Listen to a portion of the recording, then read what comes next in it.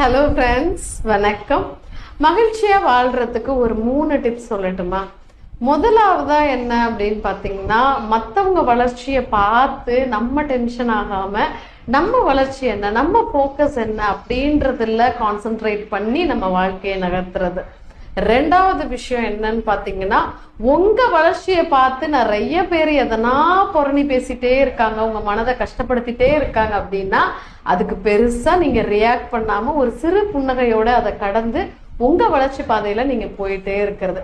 மூணாவது விஷயம் என்னன்னு பாத்தீங்கன்னா, உங்களுடைய மகிழ்ச்சி வேற ஒருத்தர்கிட்ட தான் இருக்கு, மத்தவங்க கிட்ட இருந்து தான் எனக்கு மகிழ்ச்சி கிடைக்குதுன்றதை எதிர்பார்க்காம உங்க மகிழ்ச்சி உங்க மனதுல நீங்க செஞ்சிட்டு இருக்கக்கூடிய செயல்ல என்ன மன திருப்தி கிடைக்குதோ அதுலதான் அந்த மகிழ்ச்சி இருக்குன்றதுல போயிட்டே இருக்கிறது. சரியா?